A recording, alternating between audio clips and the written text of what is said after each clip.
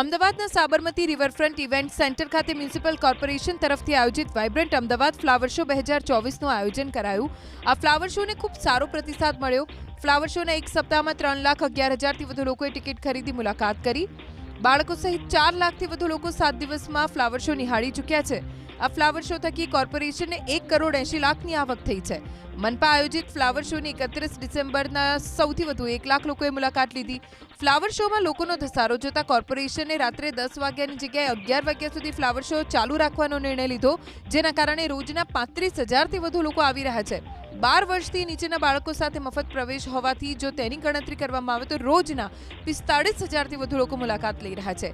Vibrant Ahmedabad flower show 2024માં આ વખતે વિવિધ પ્રકારના 15 લાખથી વધુ ફૂલછોડના રોપા મૂકવામાં આવ્યા। કઈ તારીખે કેટલા લોકોએ ફ્લાવર શોની મુલાકાત લીધી તેની ઉપર નજર કરીએ તો 30 ડિસેમ્બરે 22,000 મુલાકાતીઓએ મુલાકાત લીધી અને 16.50 લાખની આવક થઈ। 31 ડિસેમ્બરે 72,000 મુલાકાતીઓએ મુલાકાત કરી અને 54 લાખની આવક થઈ। 1 જાન્યુઆરી 78,000 લોકોએ મુલાકાત લીધી, 39 લાખની આવક થઈ। 2 જાન્યુઆરીએ 36,708 લોકો આવ્યા અને 18.35 લાખની આવક થઈ। 3 જાન્યુઆરી 31,880 લોકો આવ્યા અને 15.94 લાખની આવક થઈ। 4 જાન્યુઆરીએ 32,842 મુલાકાતીઓ પહોંચ્યા અને 16.42 લાખની આવક થઈ અને 5 જાન્યુઆરીએ 38,000 લોકો આવ્યા, 19 લાખની આવક કોર્પોરેશનને થઈ।